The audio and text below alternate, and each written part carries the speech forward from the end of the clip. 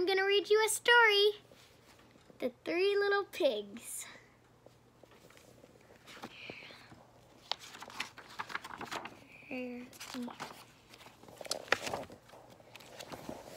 Once upon a time, when animals could talk the same as people, three little pigs lived with their mother in a forest. It was Valentine's Day when Big Mama Pig said, "It's time for you to go out to the wide world to seek your future. But remember, beware of the big bad wolf."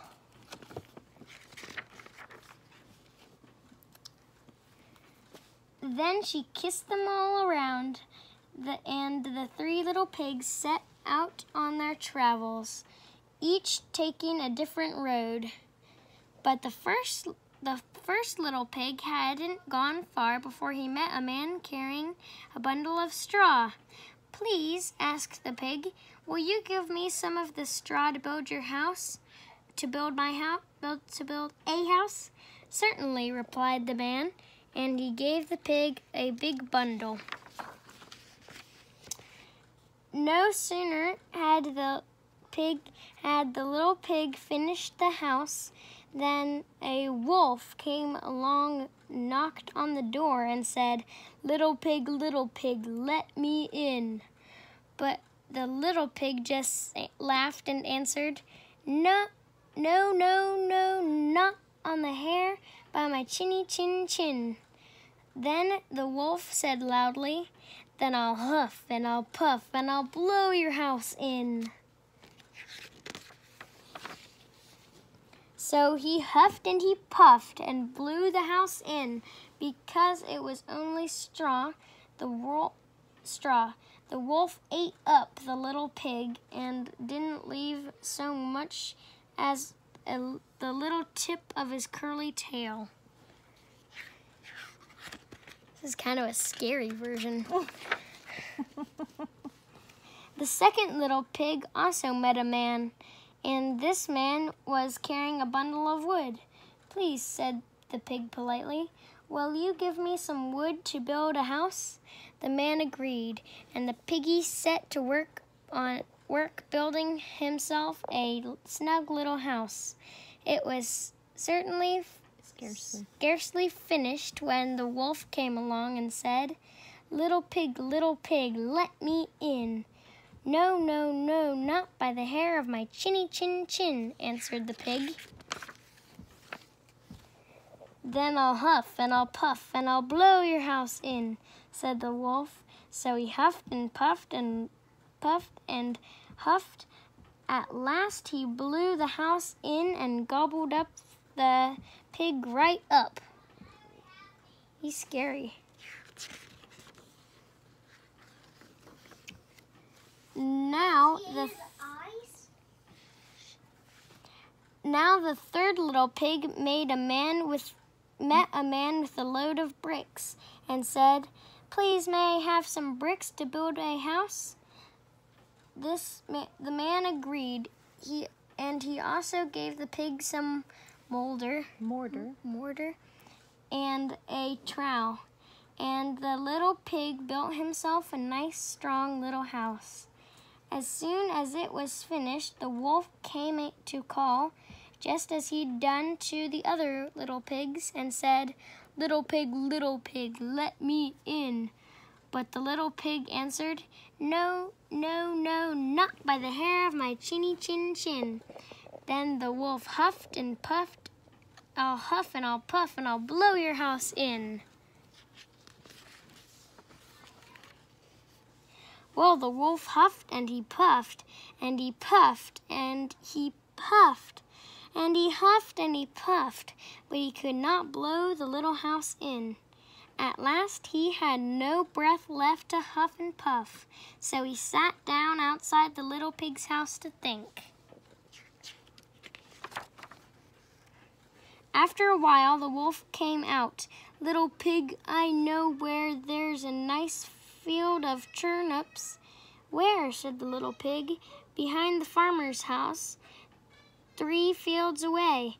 I'll meet you behind here tomorrow morning at 6 o'clock, and we'll go there together and get some breakfast."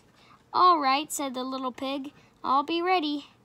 Well, the smart little pig got up at 5, scampered away to the field, and brought home a fine load of turnips before Wolf came at 6 o'clock. Wolf came to the little pig's house and said, "Little pig, are you ready?" "Ready," cried the little pig. Ready? "Ready?" Little pig. cried the little pig. "I've been to the field and back long ago. Now I'm busy boiling a pot full of turnips for breakfast." Well, the wolf was very angry indeed, but he made up his mind to catch the little pig some way or another. So he told, wait, where was I? Told him That he knew where there was a nice apple tree. "Where?" asked the little pig. "Around the hill in the orchard," said the wolf. If you promise not to pay any more tricks, I'll meet you here tomorrow morning at 5 o'clock, and we'll go there to get some apples." The next morning, the piggy got up at 4 o'clock and was long before Wolf came. But the orchard was a long way off, and besides, he had the tree to climb, which isn't easy matter for a little pig. So before he had filled his sack he brought, he saw the wolf coming toward him. The little pig was dreadfully afraid, but he thought it would be better to try to outsmart the wolf. So when the wolf said, "Little pig, where are you?" "Why are you here before me?" "Why are you here before me?"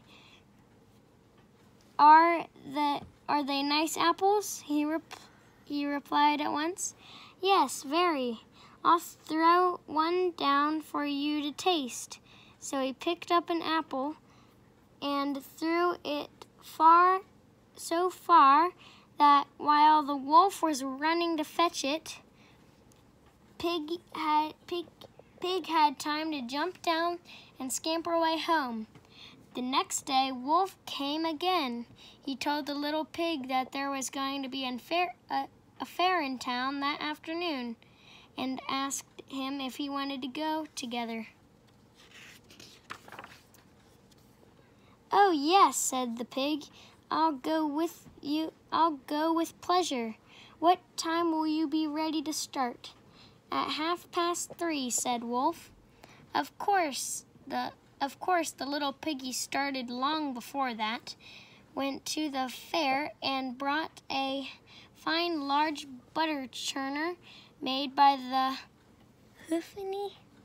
Huffin and Puffin Churning Company. He was trotting away with it on his back when he saw the wolf coming. He didn't know what else to do. He crept inside the churn to hide, but the churn started rolling and down the hill it went. The wolf couldn't... Rolling over and over, with the little pig squealing inside. Squealing inside. The wolf couldn't imagine what the strange thing rolling down the hill could be, so he turned tail in a fright. And he ran away home without going to the fair at all. Then he went to Little Pig's house to tell him how scared he had been by a large round thing that came rolling past him down the hill.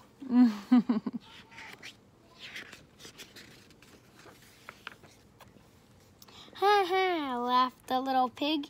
So I scared you, eh? I'd been to the fair and bought a butter churn. When I saw you, I got inside and rolled down the hill. This made the wolf so angry that he declared he'd jump down the chimney and eat up the little pig. But the clever little pig put a pot of water on the heater and made a blazing fire. Just as the wolf was coming down the chimney, the pig took off the cover and fell. And in fell the wolf. In fell the wolf. And the second little pig had popped the lid on again. Look, he's got little wolf slippers. The little pig had wolf stew for supper, and after that, he lived happily all his days and was never troubled by a wolf again. Ooh. The end. The end. We hope you like the story, Oliver and Aiden. Bye. Bye.